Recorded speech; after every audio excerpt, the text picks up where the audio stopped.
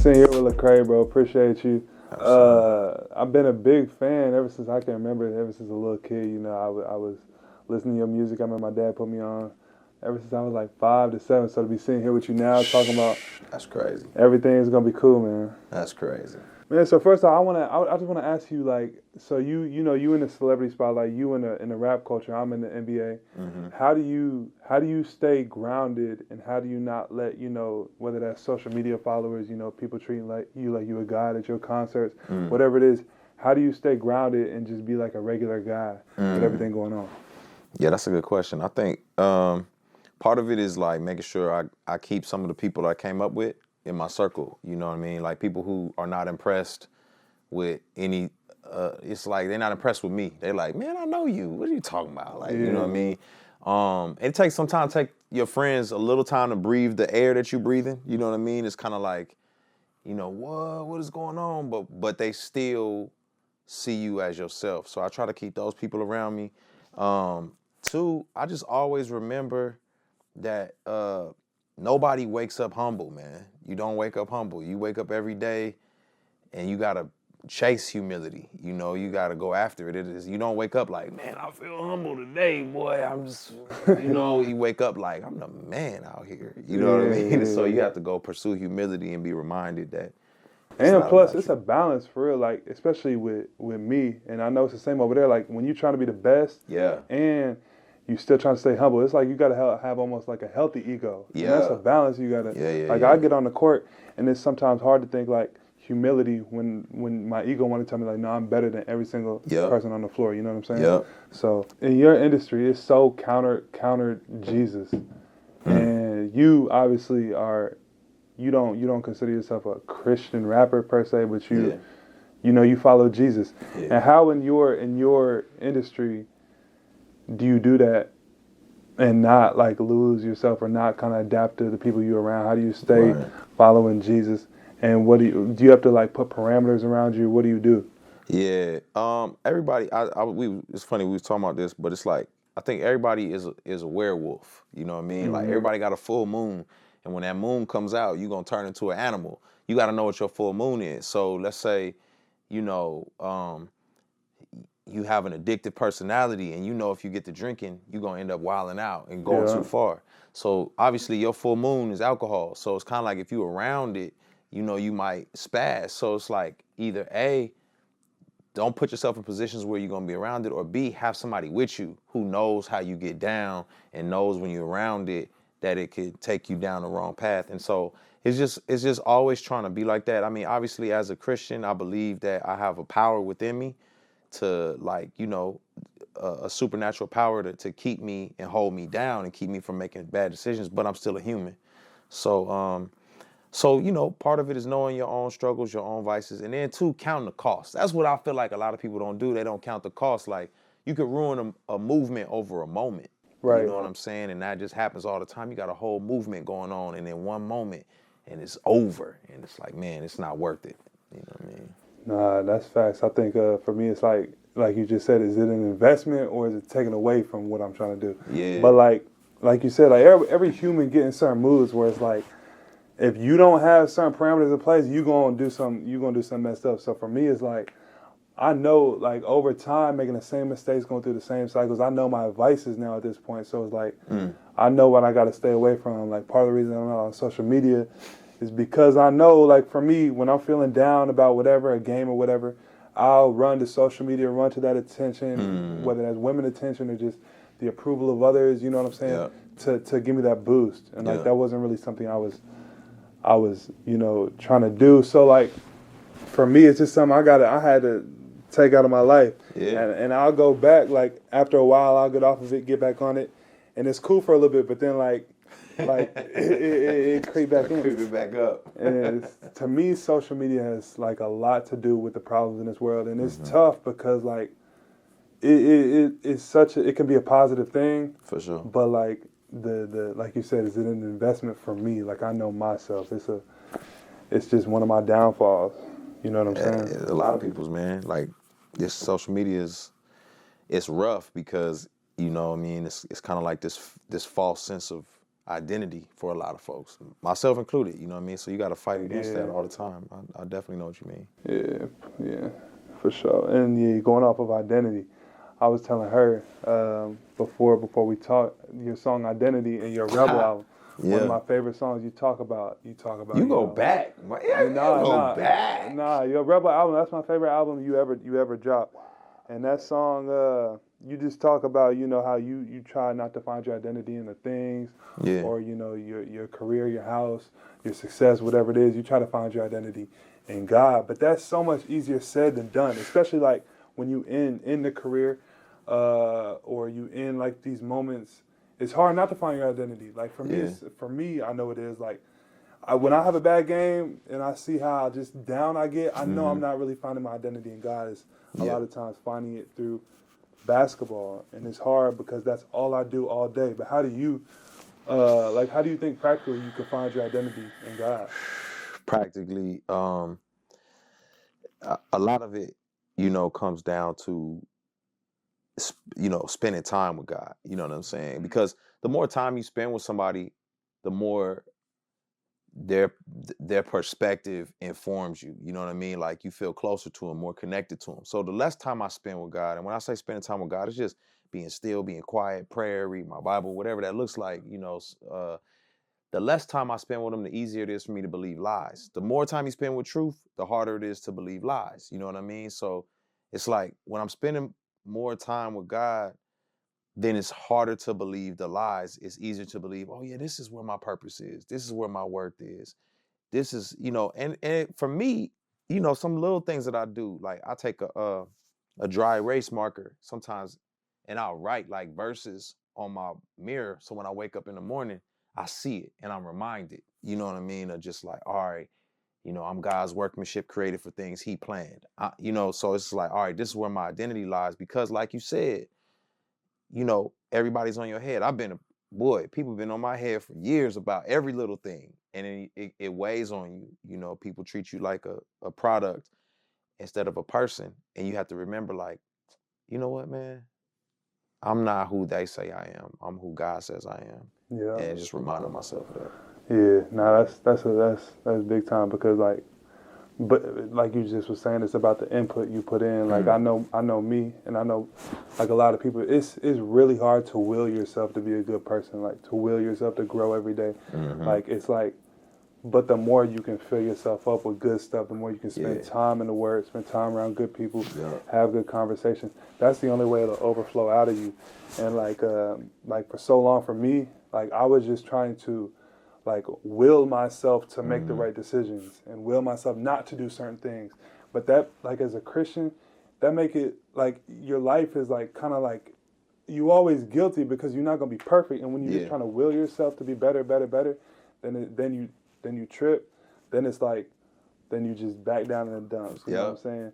And like that was a big problem for me for a long time. And that's kind of how I like shaped my faith. Was like it was a wrong perception of God because it was me trying to just like not do stuff and instead of spend time with him, learn to love him, and then do stuff out of that. Yeah. And so like you know what I'm saying? So I know you talk a lot about how you lost your religion and you found your faith. And I feel like that's something that I'm in the process of doing. Yeah. So what do you really mean when you say you lost your religion. And you found your faith?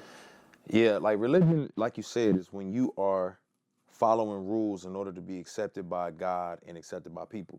Right. Faith is what it takes. Sorry, I'm popular on my phone.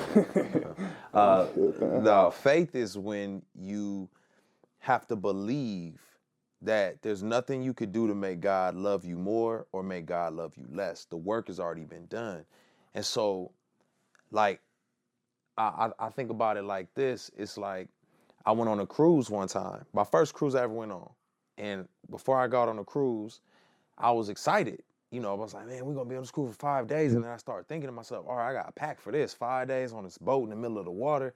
And I didn't know any better. So I'm like, I'm packing snacks, all kind of stuff. Cause I'm like, how the food might be. I don't know what the food situation is going to be like. And I'm, just bringing all stuff. And they was like, you don't got to bring all this food. And I was like, what you mean? They said, all the food is covered on the cost of the cruise. It's already been paid for.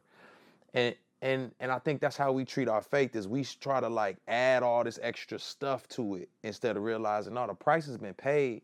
Go enjoy the food, you know, be free to enjoy what's going on. Stop trying to earn it. Stop trying to like build up. And because, you know, you're an athlete, that's all you know. You know, if I work hard, I get results. But it's different with God. It's more like you get to work hard. You get to practice. You get to, you know, enjoy him instead of like, you have to, you know what I mean? So, yeah.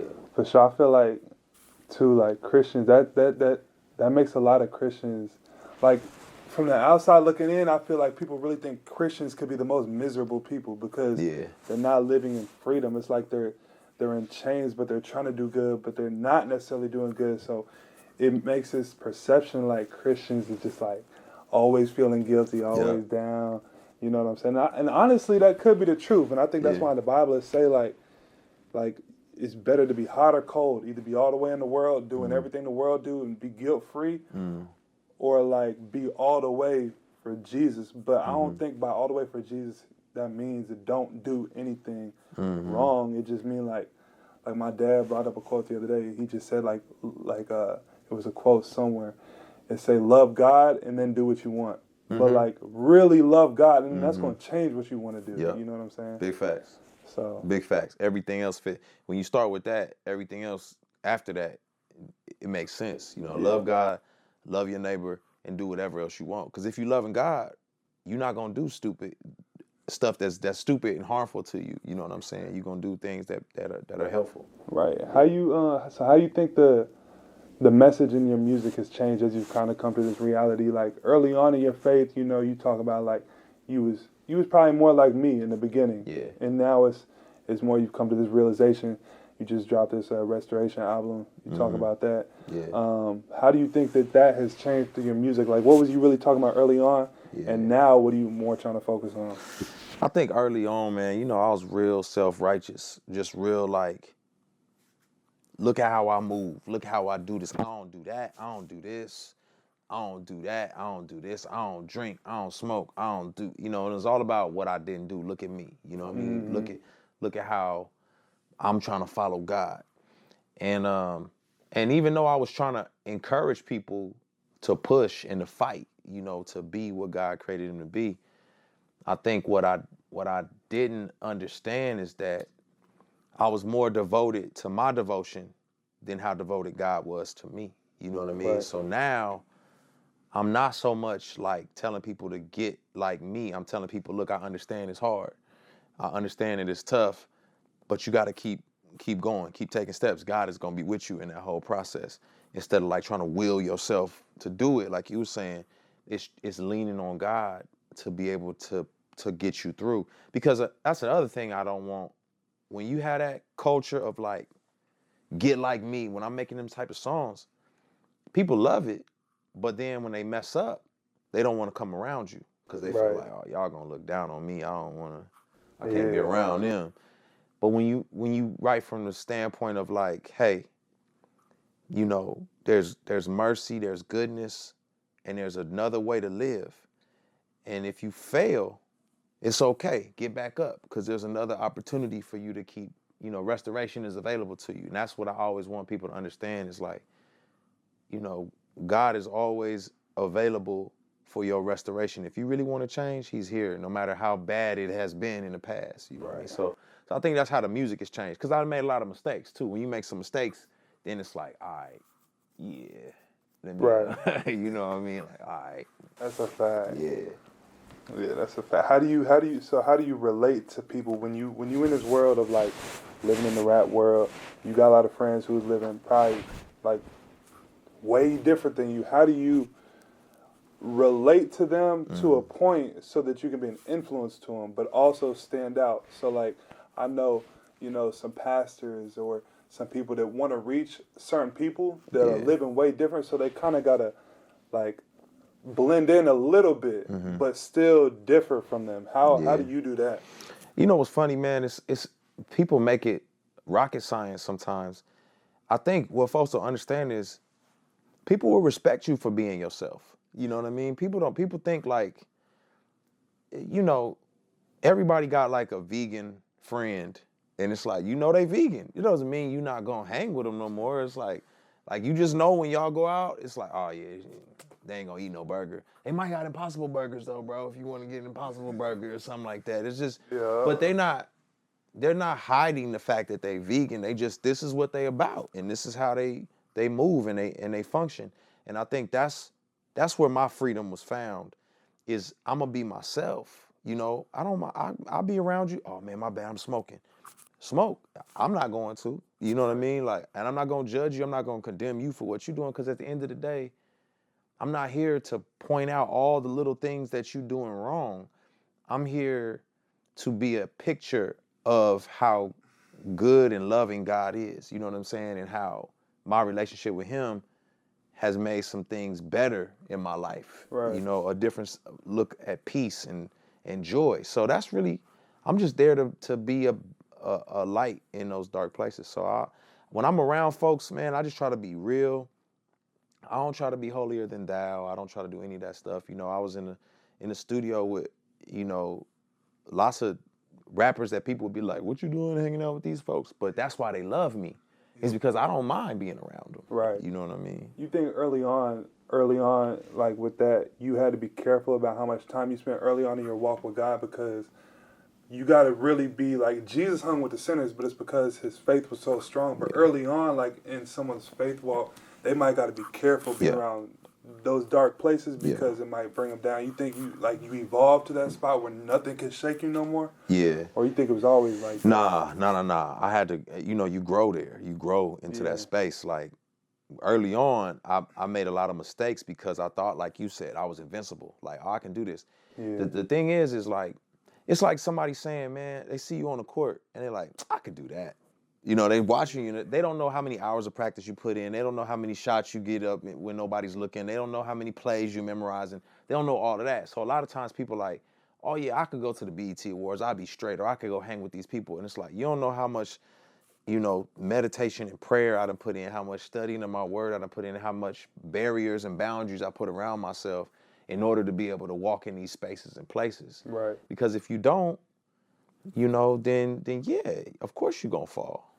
Yeah, facts. Yeah. So man, this is called Curious Mike. We talk about anything on here. Like, that's why I call it Curious Mike, because I'm gonna just talk about stuff that I'm curious about, and just stuff that I feel like a lot of people want to ask, but they might be hesitant to ask.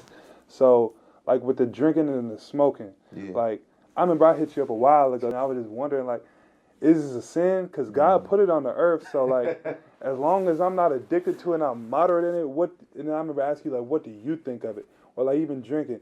I know people that like use drinking like way too far, and they take it way too far. But like, for me, it's not that. But like, all in all, what do you think about the drinking and the smoking? Yeah. Here's the thing. It first comes down to, are you a Christian, right? Because if you're not, then then you following a whole different set of beliefs and views and values. So if you say, yeah, I'm a follower of Jesus. Okay, cool. So then I can use the Bible as our kind of North Star, in a sense, to talk about stuff. Right. Cool. All right, bet. So let's look at that then and see what that says for us. And what I understand is, obviously the Lord tells us to be sober-minded. And the idea of being sober-minded is just, man, are you always ready to withstand the darts the enemy's gonna throw at you? Because if you drunk, you're not ready. You know what I'm saying? You're not ready. Them darts is coming and you out of there, champ. Yeah. So are you sober-minded? And all throughout the Bible, it uses, Jesus turned water into wine. It doesn't condemn alcohol. It condemns drunkenness. Right. You know what I mean? So it comes down to you being able to follow your convictions, because you got your own internal convictions about it. And if you are doing something you feel is wrong, then you sinning against your own conscience in that moment, because you feel convicted about it, so you wrong. And Romans 14 talks about, some people are weaker in this area, some people are not in this area. So when it comes to smoking, I feel like anything that enhances your ability to be a light and to represent the kingdom is, I don't have a problem with it, right? If it's enhancing your ability to be a light and it's not a detriment, you know what I mean? It's not tearing you down, hurting you, hurting other people. It's not illegal. Cool. But at the same time, you got to have your own barrier. You got to know where that line is drawn for you. I personally, I'm not a smoker, you know what I'm saying? But I have friends who are. I have friends who are Christians and they smoke. That's not a line I dabble with because I don't know, like alcohol, I know 1 shot, all right, 2 shots, and then it's a wrap. Like now I may be going past my limit. Smoking, it's like, I don't know how much took me past the limit. You know what I'm saying? So, but that's me. That's where I'm at with it. But at the end of the day, I think you just got to abide by your conscience. And then I don't try to look for how far I can go before I'm too far. I try to look for how close to God I can be. And that's what I always try to strive for. Yeah, that's the ideal. That's the ideal way. Yeah. See how close you could be. But I like what you said about the conscience, because I've had this conversation with a lot of people. And I think, like, there's a lot of things in the Bible that's black and white. Like, you can do this, you shouldn't do this. Then there is some gray areas. Yeah. And, like, as Christians, like, you might have a conviction that someone else don't have. And I don't like when like Christians try to judge other people because their convictions are different than another Christian's. Because like people struggle with different things. We talked about this before we start the interview, but just like knowing yourself and knowing your own vices, what you would run to when you're feeling like down or something. Like if that's something you would run to, then probably stay away from it but like if it's just something that you're using in moderation, like I feel like it's moderation is key, baby. Yeah. Food, alcohol, sugar, moderation, baby. Shrooms. I don't know. LSD. That's 8 hours. You gone. You out of there for 8 hours. I don't know. Can you be a kingdom-minded person? I just want to try it one time. I'm cool. I'm actually really good on that. I don't want nothing controlling me for 8 hours. I'm good. Get me off the bus. Let me off the bus. I feel you on that. Man, last thing I really want to talk about was your like how big you are into like the social justice and like seems like that's something you're really into right now and pushing for right now. What do you see in our world is the biggest way that you can help and the biggest issues in our world right now in that area? Yeah. Well, one is man, we don't listen to each other. You know what I'm saying? All. We don't listen to each other. We don't hear each other's stories. We don't try to see where other people are coming from. We don't try to learn. We just want to talk over everybody. That's why I don't like Clubhouse, the app. I heard about that. What is that app? It's basically like it's social media, but everybody's talking. You know what I mean? So instead of like typing or posting pictures, you just talk. And it was dope at first, but then everybody just started talking over each other. Nobody's listening to each other. Everybody an expert in their own little spaces. And so if you're a learner, you can learn from people and learn from their perspectives. But if you think you got it all figured out, of course we're going to end up like this. Yeah. Because now what you're saying is I have nothing to learn from you. You know what I mean? So even people I really disagree with, I just like to know why they believe what they believe. You're just trying to learn. Yeah, exactly. So I could say, okay, I see where you're coming from. Have you considered this? You know what I mean? And I think that creates a lot of problems.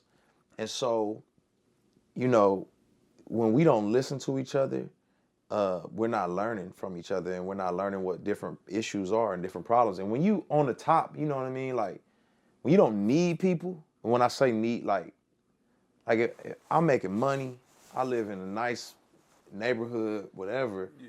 I don't need the people in the hood or in the projects. I don't need y'all. So I'm not listening to y'all. Y'all don't have nothing to offer me. Y'all need to listen to me. I'm the one with the money in a nice house. And that's where the problem comes, because they're trying to tell me what's going on in their world, and I'm saying, I know better than y'all. Y'all don't know what's going on. And I think that just creates a lot of tension. Same with race and ethnicities too. Nobody's listening. We trying to tell y'all this. And it's like you can't have an opinion no more. Nope. Or they'll cancel you. You canceled yourself. You took yourself off social media. Go right on, bro. Man, speaking of that, I remember, that situation with George Floyd, and how that went down and how heartbreaking that was. And I remember seeing that video and being in tears, like being devastated. And I remember tweeting, there was 3 tweets. It was the first one was just like, man, that's murder. Like I just witnessed murder. The second one was like, that's heartbreaking. It brings tears to my eyes watching that video.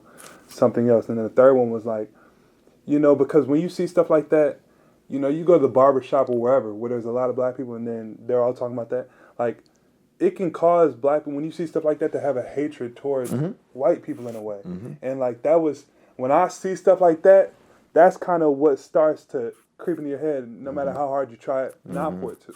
And so then I remember thinking like, man, but what would God say? And I remember the third tweet I tweeted was, as much as you pray for like George family and how heartbreaking it is, also pray that God would change the hearts of these police officers that would even have the intent to do that. And that tweet, the first for a little while, it was just my followers that seen it, and it was like, man, that's big time, bro. Good perspective. Then some people saw and was like, hold on, he's talking about pray for the officers that just murdered this dude, man. Like we're not with that. Then some famous people started like having backlash on it, and then after that, everybody talking crazy, and everybody saw it, and people was really like hurt by it and not understanding what I said, and not understanding the tweets that I had tweeted prior to that, and that was hurtful for me just because of how much like that stuff affects me and what I seen when I see that video. But I just remember you hitting me.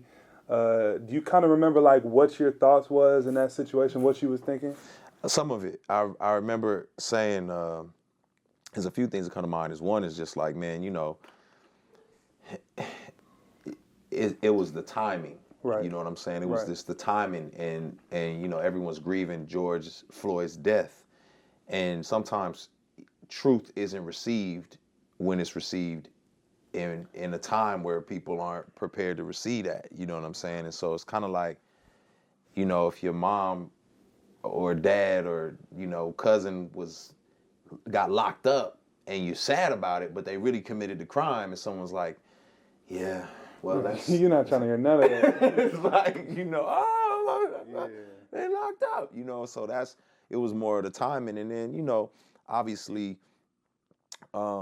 social media is just a place where people are going to misunderstand you, and especially you coming from a Christian perspective where love is our North Star, it's really difficult. Because when you try to promote love, some people hear acceptance. Right. It's like, so you saying, hey man, love your enemy. So I need to accept what they did to me? No, we're not saying accept it. We're saying love. Love doesn't tolerate injustice or accept it. Love still hates what's done, but it still tries to, flesh out what it looks like to be consistent. So I definitely, like the timing thing, I definitely was feeling that. Like if I could take it back, it probably would have been based on the timing, but at the time it was like, it was to my followers, you know what I'm saying? It wasn't like, I didn't know the whole world was finna see that joint and like, they did. Know what I mean? They did. So, like, that's why I called you, because I was like, man, everybody just gonna say something and no one's gonna, like, I hate that. Just talk to me. Talk to me. Don't come at me on social media. You know what I'm saying? So now like sometimes Jesus' way, this happened back then, and I feel like it's even more prevalent now. Like what Jesus would preach was so countercultural to what people thought was right. It was like he was killed for it. Like he was killed for the message he was speaking, even though it was like about love. People don't know how to receive that, and I feel like that's another thing wrong with the world today. Is like people don't even understand. Like it's almost like God said, like in the end days, good is gonna become evil and evil is gonna become good. And I feel like we getting close to that almost. Like so. Do you see that in this culture today? Oh yeah, absolutely, without a shadow of a doubt. It's just a society now where, I think we tolerate we tolerate everything, and when you tolerate everything, some things are not good. You know what I'm saying? They're wrong, and when it's wrong, when it becomes wrong to put your foot down and say, I don't agree with this, then, like you're saying, evil becomes good and good becomes evil. So tolerating nonsense or foolishness becomes good. And then putting your foot down and saying, hey, we don't do this becomes bad. You know what I'm saying? And so that's a unique place, man, where I think for me, there's a lot of things that obviously we all got a lot of learning to do and unlearning to do. So I'm always trying to learn and unlearn. But I can follow a person, even like when people disagree with me, I can follow a person who stands by what they believe in. At least I know what you stand on. You know what I mean? And so I'm like, all right, cool. Now, can we have a discussion about it? Because somebody may be looking at things from the wrong perspective. And when we can do that, then I'm like, good. But we're not able to do that no more, which makes me feel like, all right, well, here we go. We get into that time period, wars, rumors of wars. I mean, Christ said, he said when he was alive, that they were in the last days and the last days are coming. So I think it's just a long time period of us being in the last days. I don't know when he's coming back, but I do know, like, it's been consistent, It's been consistent, but it ain't no way we're gonna be here for more than 100 years. I think it's gonna happen in our generation, to be honest. Well, we got some work to do there. You know what I'm saying? We got some promotion to do. We need to start promoting this kingdom. How much of, that, good looked at as bad and bad looked at as good, do you think comes from like the music industry and the rap culture? Like, like multiple women now. If you a dude who only talked to one girl and you only got one girl and you ain't cheating on her, now you kind of looked at it like a square these days. Or like, if you ain't doing this, now you looked at it as soft. If you ain't, promoting violence or whatever, like how much of that do you think? Because you in the music culture, how much you think stems from that? Art imitates life that imitates art. So I think there's some parts of it that are real.